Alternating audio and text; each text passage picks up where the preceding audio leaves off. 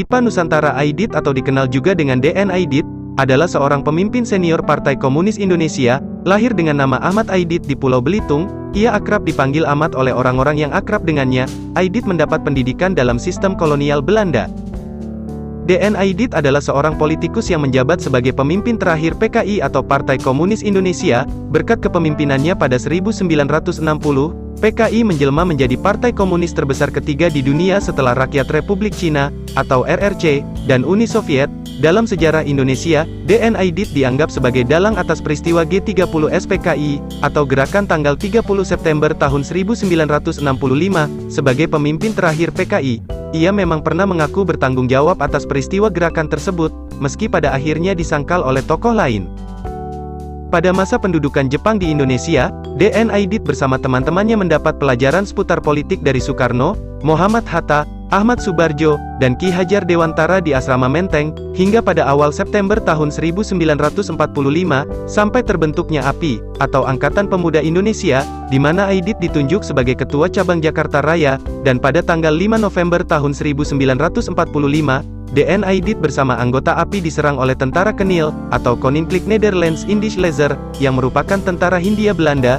Namun pada 1948, terjadi peristiwa pemberontakan PKI di Madiun, yang membuat DN Aidit harus melindungi diri ke Tanjung Priuk, dan setelah peristiwa PKI Madiun itu, keempat anggota Politbiro diantaranya DN Aidit, menggantikan posisi pemimpin lama pada Januari tahun 1951, Aidit terpilih sebagai Sekretaris Jenderal Partai PKI, berdasarkan hasil Kongres kelima. Setelah itu, DN Aidit berusaha mengkudeta tokoh-tokoh senior PKI, di antaranya Alimin dan Tan Lingji, yang mereka nilai banyak melakukan kesalahan. Karir DN Aidit meningkat pada akhir 1950, setelah ia berhasil menyingkirkan tokoh-tokoh tua PKI, dengan dukungan sejumlah aktivis muda dalam Kongres 5 PKI, DN Aidit berhasil mencapai posisi Ketua CCPKI atau Ketua Komite Sentral PKI. Tak hanya itu, Aidit juga menggeser kiblat PKI dari Rusia ke RRC dan membangun PKI secara militan. DN Aidit juga membentuk berbagai organisasi mantel, dan menempatkan kader-kadernya dalam berbagai organisasi profesi dan militer. DN Aidit tidak hanya berhasil mendekati Presiden Soekarno, tetapi juga membawa orang-orang PKI di jajaran pemerintah, seperti contoh kampanye Nasakom, yang didengungkan rezim Soekarno, adalah salah satu bukti keberhasilan DN Aidit dalam politik di Indonesia.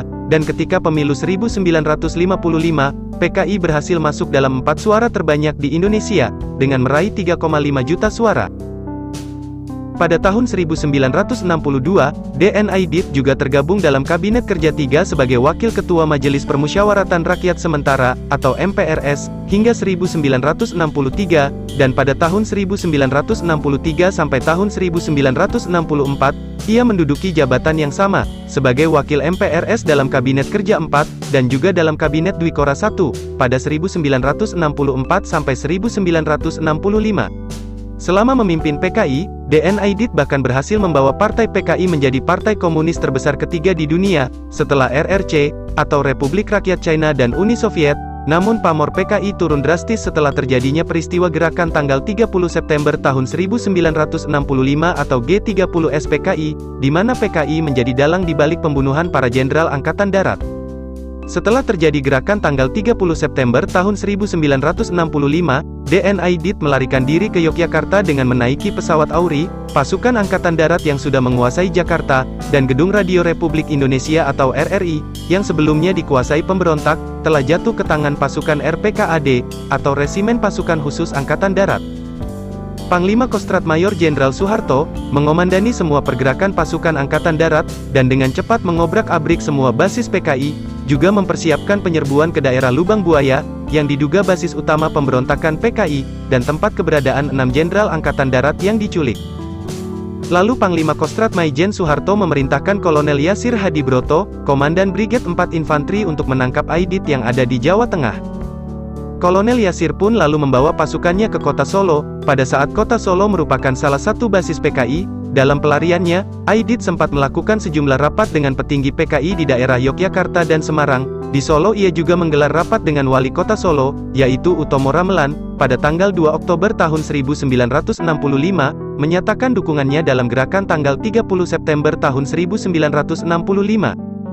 Setibanya di kota Solo, Yasir menemui Sri Harto, yang merupakan salah satu kepercayaan pemimpin PKI. Sri Harto yang sudah menjadi tahanan tentara, diminta untuk mencari tahu perihal Aidit, dan tak lama, Sri Harto langsung memberi informasi keberadaan Aidit. Saat itu Aidit berada di Kleco, dan rencananya akan pindah ke sebuah rumah di Desa Sambeng, yang berada di belakang stasiun balapan pada tanggal 22 November. Rencana penyergapan pun disusun Yasir pada tanggal 22 November tahun 1965, Kolonel Yasir memerintahkan anak buahnya, yaitu Letnan Ning Prayitno, untuk menangkap Aidit sekitar jam 11 siang, dan Kolonel Yasir sendiri mengawasi dari jauh.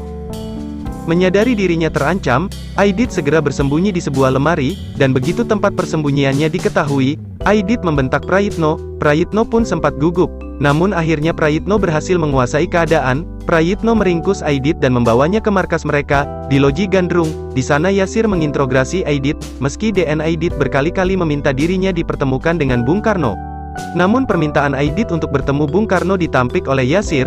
Menurut pandangannya, jika Aidit bertemu Bung Karno, maka sejarahnya akan berubah. Yasir lalu membawa Aidit keluar Solo, ke arah barat, dengan 3 jeep. Aidit berada di jeep terakhir bersama dengan Yasir. Setelah sampai di Boyolali, Yasir meminta sopir membelokkan jeep mereka masuk markas batalion. Yasir meminta kepada Mayor Trisno, komandan batalion, untuk mencari sumur tua. Setelah sampai di sumur tua, yang terletak di Boyolali, dan jauh dari pemukiman warga, Yasir meminta Aidit menyampaikan pesan terakhirnya. Tapi Aidit justru berpidato yang berapi-api. Aidit mengatakan, "Hidup PKI, hidup PKI." Hal ini yang membuat Yasir naik pitam, dan langsung menembak mati Aidit, ketua umum PKI yang saat itu juga menjabat wakil ketua MPRS. Jasad Aidit dimasukkan ke sumur tua, seperti ia dan simpatisannya, mengubur para jenderal di sumur tua, lubang buaya, tanpa tanda apapun. Hingga kini orang masih menebak-nebak di mana kuburan Aidit sebenarnya. Setelah usai mengeksekusi DN Aidit, Maijen Yasir Hadibroto melapor kepada Soeharto, di Gedung Agung Yogyakarta. Mendengar laporan itu, Soeharto pun tersenyum. Soeharto merasa puas dengan tindakan yang diambil Maijen Yasir Hadibroto, karena telah membereskan Aidit sesuai dengan perintahnya. Setelah terbunuhnya Aidit, Soeharto membubarkan PKI, pembubaran PKI dan menjadikan partai terlarang, serta tewasnya 3 pucuk pimpinannya, mengakibatkan gelombang pembunuhan besar-besaran terhadap para pendukung dan simpatisan PKI.